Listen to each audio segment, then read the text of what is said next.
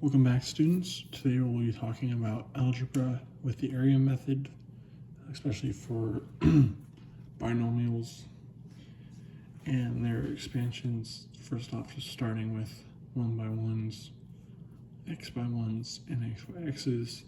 First of all, knowing how to read it. Finding the area, simple, length times width. So pretty much that side by that side in each of these different examples. You can see this is going to be 1. 1 times 1 is 1. This is x times 1, so it will be x, area equals x, area equals 1. Here, x times x, that's x squared. Since it's an unknown variable, we just leave it as the number times itself, which can be written as x times x, aka x squared. And so next we're going to check how the works with an actual set of numbers, which would be x plus 2 and x plus 1. So first off, start by writing out your x plus 1 and x plus 2 and saying, okay, well, I know that this is going to be an x, right? X by 1. This is a 1. This is a 1 here. And then we have an x and a 1, right? So, putting these together, we can see this forms an x squared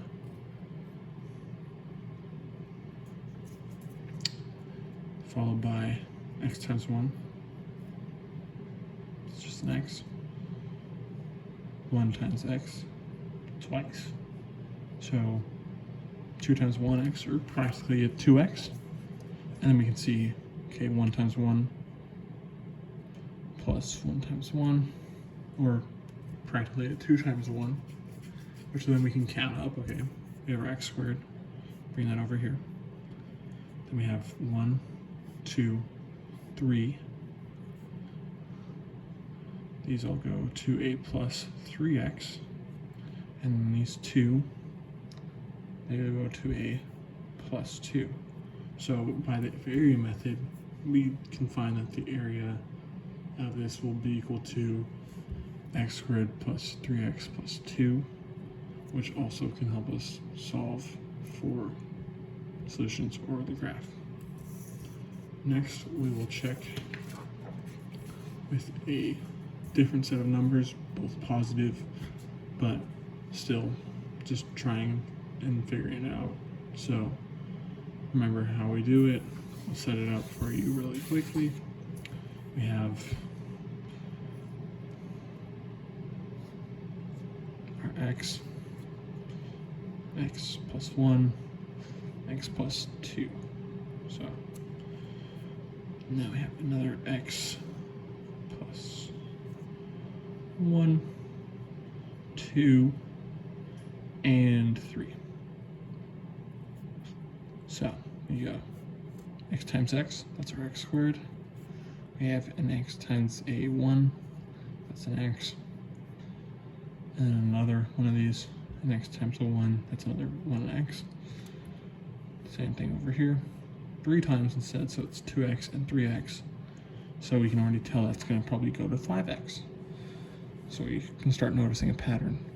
Especially if it's positives, we can just automatically add. So 1 times 1, 1 times 1, 1 times 1, 1 times 1, 1 times 1, 1 times 1. Count them up: 1, 2, 3, 4, 5, and 6. So we can say, okay, 6, 1, 2, 3, 4, 5, 5x, x squared.